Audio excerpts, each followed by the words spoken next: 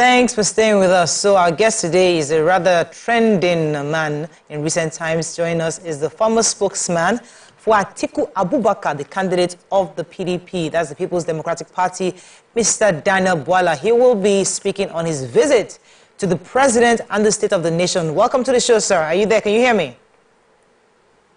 Yes, I can hear you. Yes, good to have you on the show. So you've been trending the last couple of days because people are wondering where exactly does this man, where exactly does he stay? Is he APC? Is he PDP? Let me just clarify. Are you still in PDP? Let's cross that hurdle first. Yes, I'm a member of PDP, but I'm 110% in support of the administration of President Bola Ahmed Tinubu, and I'm committed to ensuring that in every way that I can, I advocate for what President Bola Ahmed Tinubu is trying to do at this difficult time in Nigeria to be able to pilot this country into a better destination that we all hope for. And I think that President Bola Ahmed Tinubu must be probably implementing the agenda or the leadership style of Abraham Lincoln. If you read the book, Lincoln on Leadership, Executive Strategies in Tough Times, you will see that at the time Abraham Lincoln began that his leadership, he had to lead America through the Civil War. He was confronted by the separatists at the time, they called them the Confederates, who were trying to break away from America. So he was fighting for a strong union. Two, there was the abolition of slavery. Many of the federating units did not want to give up slavery, and he needed to do that. Three, there were wars left, right, and center, and he came up with the principle you fight one war at a time. Then he wanted a strong federal government, and then to deal with the American economy. So he knew that that cannot be achieved by him projecting the Republican Party as the one that will do that. So Abraham Lincoln spread his hands and called on all American citizens to see it as a rallying point.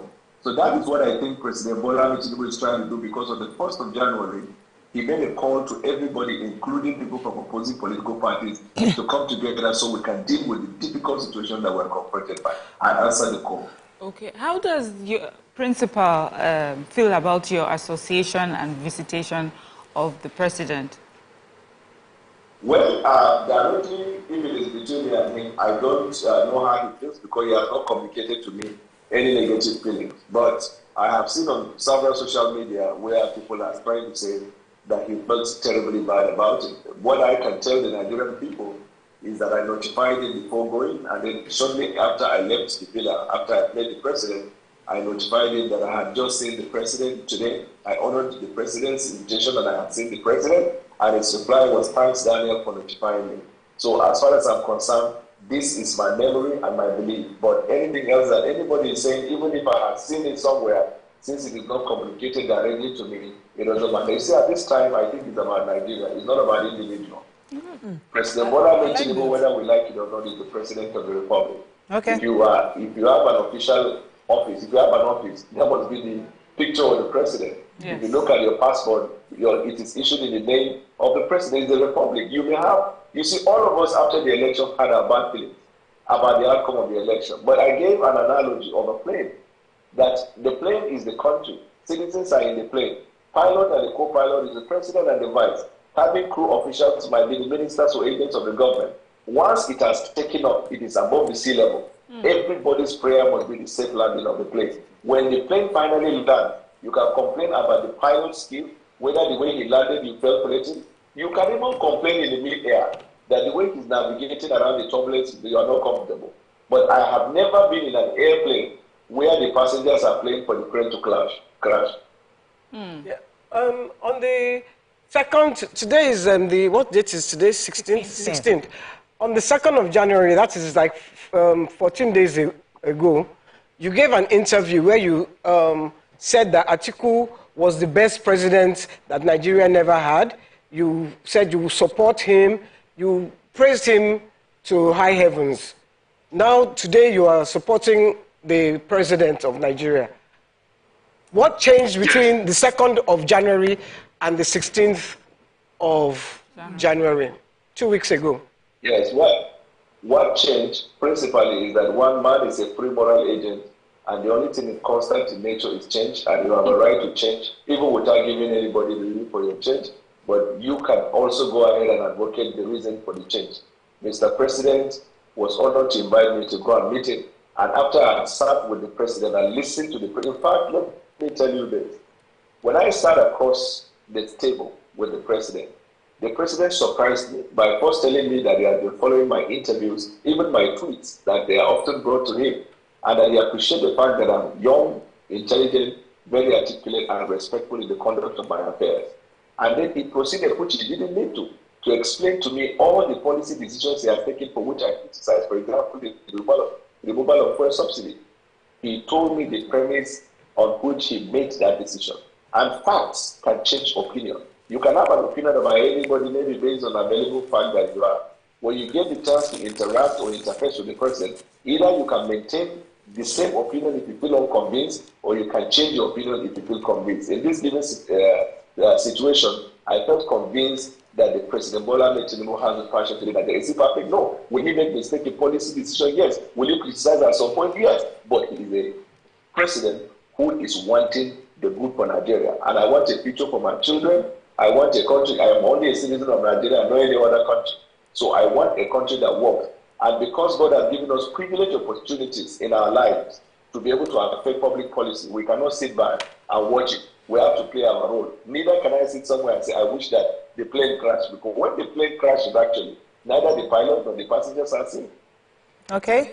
Mr. Bwala, I am very shocked by your, 360 turn on this support, because I know that you're very outspoken. You're someone I look up to in the legal profession as well. I would have really loved the healthy opposition. For democracy to thrive, we need that healthy opposition. You were constantly critiquing policies, issues, and I would follow your tweets and listen. So how would you say this would happen now, that you're now a total supporter of this administration just suddenly like that? Yeah, because Nigeria consists of over 200 million Nigerians, each of which have the right to critique the government. Yeah. I do not claim absolute knowledge. I did my part, and I appreciate the fact that you recognize it, and I'm honored by that, and I want to say thank you for it. But I am not building a life to be a social critic. I want to be an influencer of policy. No, I didn't mean that to you as an individual only. So, I meant as the PDP, as the opposition parties, spokesperson for articles. You will be like a shadow cabinet. You understand what I mean? Because you were in that party, but suddenly now you're open to an appointment. You're also open to joining the ruling party. You're just open to everything and supporting everything about the party just like that. You didn't think that role was important as well when you played it? Yeah. Yes, the thing is, there is a misconceived notion, and sometimes even when I'm introduced in media space, they always use that designation. I was a spokesman of the campaign. After the election, they dissolved the campaign. I ceased to be a spokesman. The reason why you continue to see my engagement is because of my commitment and patriotism to the country. We need to engage. I didn't have any reason to do that or any obligation to do that. I am not an official of People's Democratic Party, not a member of National Working Committee, not a member of the Board of Trustees, never ran for any office. I am just an ordinary member like every other member who also has the right and obligation to play that role. And so the entire burden of the party cannot be placed on me because I made a choice to support President Tinubu. There is this thing in basketball. They say when a player is injured and he won't participate, the next man up. The next man up. So it is time for them to have the next man up after all. We were told that we made spokesperson during the campaign. So they still have three, assuming that the spokesperson wants to continue even though the campaign has been dissolved. I quite appreciate your point about having a viral opposition and a strengthened democracy. I have been an advocate for that. But the fact that I'm an advocate for that does not mean that there is an obligation of me to be that. You see, that's why I told you facts change opinion. We moved part-time. There was a time I was in primary school. Then later I found myself in secondary school. Then I enjoyed university. I thought I could stay in university forever, because of the ecstasy and the joy. And then I had to move on to the law school. And we keep evolving in life. So the evolution of one's person cannot be used as a burden, responsibility, or unfair advantage on the other. Okay. The former minister, Fashola, was here a couple of days ago. And he said that, he reminded us that politics is a game. or just don't know the rules? Who lays out the rules? And some of the rules of this politics is loyalty, where it's like a football match where you have generations who are supporting a particular team and they stick to it no matter what. You see people like Fayoshe who says, no matter what, I can support Tinubu, but me, I am a PDP person to the core.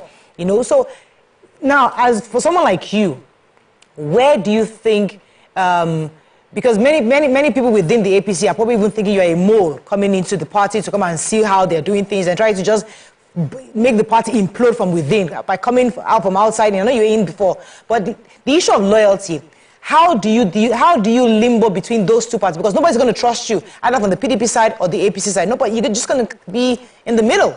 How do you plan to reside in either of the parties going forward? So I like the point you made about Fayemi, or is it Fayemi where you said that he supports somebody but he remains a member of the political party, Fayoshe, right? Good. Yes. So, but the same Fayoshe who you probably eulogize for that strong position, a greater number of PDP also feel he's a mole by supporting President Bola Ahmed Tinubu. It's one thing about life, is that opinion is the property of people, and people consume information and form opinion. Some people are so elastic in their minds that if parts changes, they can also change their opinion. Some people have been biased by sentiment. It can be religious, it can be regional, it can be tribal, it can be anything, and then they hold on. Then there are some people that have created in their mind a picture of who you should be to them.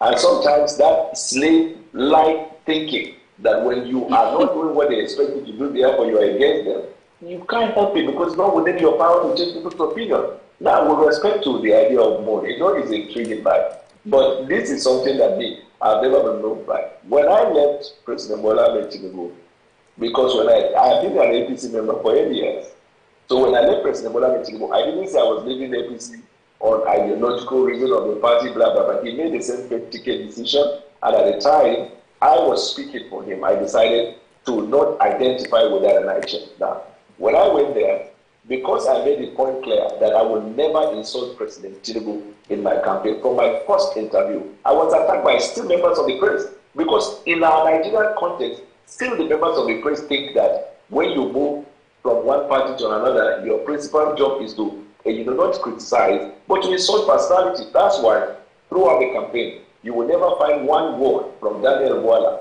against the person of Tinubu. But in terms of policy, discrediting policies, I have done that because that's the rule of the game during the electionary process. You market your product and tell the Nigerian people why you think your product is more than the other. So the people in PDP at the time thought I was a mole because I could not insult President Bola Ahmed Tinubu. To a point where I had to approach my principal to tell him why I made the decision not to insult. Now, but throughout the campaign ended. Who performed? I don't want to, like the chameleon, the lizard that praise himself. I don't want to praise myself, but Nigerian people can judge whether I gave it my best. Now, I decided to come back to Tinubu, who I was with before. Then the people from PDP will now say he's wicked. Then in APC, I can understand two things, and I